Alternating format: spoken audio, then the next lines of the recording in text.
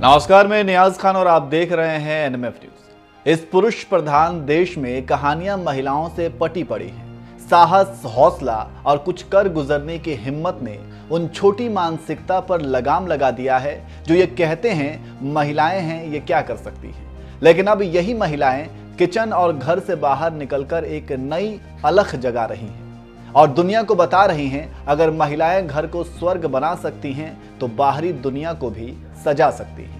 आज ये कहना गलत नहीं होगा कि महिला खुद के दम पर एक लड़ाई लड़ी और आज लोगों के सामने रोल मॉडल बन चुकी है।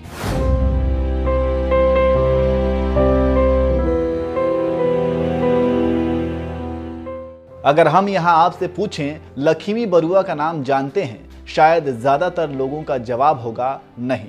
लेकिन आज आप जानेंगे लक्ष्मी बरुआ कौन है और इनका योगदान समाज के लिए क्या है।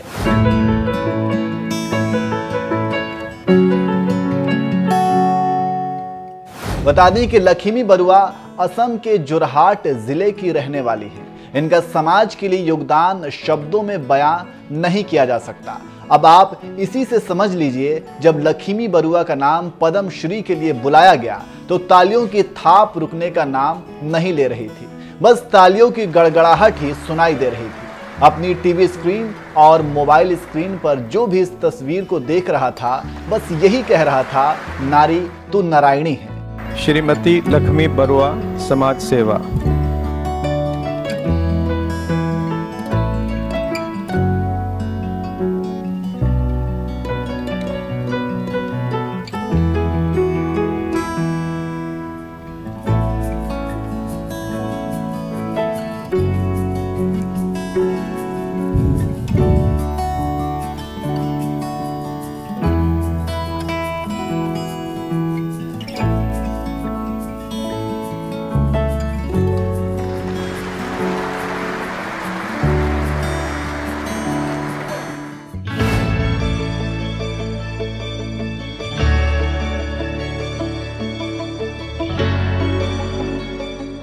जोरहाट चारों तरफ से चाय बागानों से घिरा हुआ है और जोरहाट असम का काफी खूबसूरत जिला है और यही लक्ष्मी बरुआ 1949 में पैदा हुई थी। लेकिन अफसोस, वक्त सभी को सब कुछ नहीं देता। जन्म के साथ एक बड़ी घटना ने पलक झपकते उसकी मां को उनसे हमेशा हमेशा के लिए दूर कर दिया। इस दुनिया में लाकर मां खुद संसार छोड़कर चली गई थी। लक्ष्मी बरुआ के लिए ये किसी त्रासदी से कम नहीं था। बिन मां की बच्ची को पिता और परिजनों ने भरपूर दुलार और स्नेह दिया, लेकिन मां का खालीपन शायद ही कोई भर पाए। आपको बता दें कि लक्ष्मी बरुआ ने होश संभालते ही अपनी ख्वाहिशों से समझौता करना सीख लिया था, क्योंकि वक्त ने पहले ही लक्ष्मी बरुआ से बहुत कुछ छीन लिया था। वह पढ़ने में अच्छी थी, इसलिए पिता ने शिक्षा के सिलसिले को हर कसौटी पर जाकर कायम रखा। लेकिन कई चीजें किसी के वश में नहीं होती।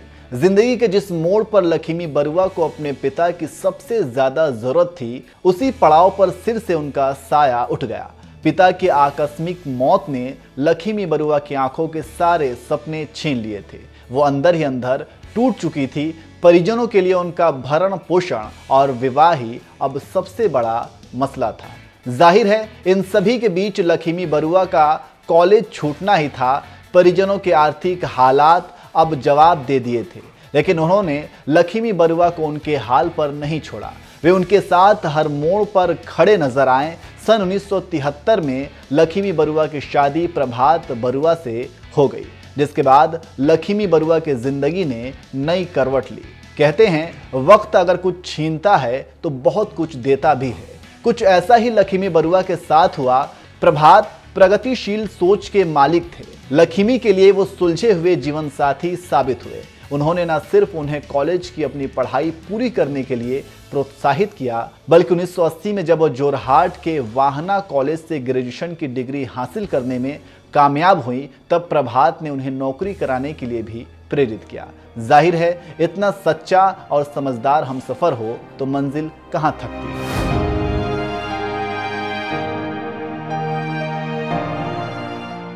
लक्ष्मी बरुआ को डिस्ट्रिक्ट सेंट्रल कोऑपरेटिव बैंक में अकाउंट मैनेजर की नौकरी मिल गई। ऐसा लग रहा था खुशियां लक्ष्मी बरुआ का दामन थाम रही हैं। लेकिन नौकरी के दौरान कुछ चीजें थी जो उन्हें अंदर तक कचोट जाती थी। वो अक्सर देखती थी कि आसपास के गांवों की गरीब अशिक्षित औरतें, चाय बागानों में मजदूरी करने वाली महिलाएं घंटों कर्ज के लिए कतार में खामोश खड़ी रहती हैं और जब काउंटर पर पहुंचती हैं तो उन्हें खाली हाथ लौटा दिया जाता, क्योंकि उनके पास कोई जरूरी दस्तावेज नहीं होता। लाचार औरतों का गिड़गिड़ाना, उनके आंसू लक्ष्मी बरुआ के दिल को झकझोर देते थे। किसी को विवाह के लिए मदद की दरकार होती तो किसी को अपने बच्चों की फीस चुकानी होती, मगर लक्ष्मी बरुआ बैंक के नियम कायदे से बंधी हुई थी। वह चाह कर भी उनकी मदद नहीं कर पा रही थी। इन गरीब अशिक्षित औरतों की पीड़ा लक्ष्मी बरुआ को प्रेरित कर रही थी और वह उनके लिए कुछ करना चाहती थी। 1983 में जोरहाट में एक महिला समिति बनाई। इस समिति के जरिए काम करते हुए उन्हें आर्थिक असुरक्षा के नए नए रूपों का पता चला। आसपास के चाय बागानों में काम करने वाली औरतों के पास भी अपनी कोई बचत नहीं थी, क्योंकि उनके पति या घर वाले सारी रकम उनसे झटक लेते थे और जब कभी उन्हें कोई जरूरत पड़ती तब ऊंची दर पर स्थानीय साहूकारों से कर्ज लेने के अलावा दूसरा कोई भी चारा नहीं बचता, क्योंकि दस्तावेजों के अभाव में बैंक उन्हें कर्ज दे नहीं सकते थे। इन महिलाओं की मदद के इरादे से उन्होंने 1990 में कनकलता महिला कोऑपरेटिव बैंक शुरू किया। रजिस्ट्रेशन के लिए उन्हें 8 साल तक संघर्ष करना पड़ा।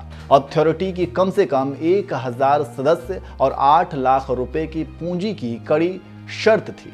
लेकिन कहते हैं ना, इरादे नेक हों तो कारवां बन ही जाता है। घरेलू स्त्रियों ने अपनी जमा पूंजी निकालकर इस कोऑपरेटिव के शेयर खरीदे। मई 1998 में लक्ष्मी बरुआ के कोऑपरेटिव बैंक का पंजीकरण हो गया और उन्होंने अगले साल ही उन्हें 8,45,000 रुपए की पूंजी और 1,420 सदस्य भी जुटा लिए। फिर फरवरी 2000 में वह दिन भी आया जब भारतीय रिजर्व बैंक का कमर्शियल बैंकिंग संबंधित लाइसेंस लक्ष्मी बरुआ के हाथों में था।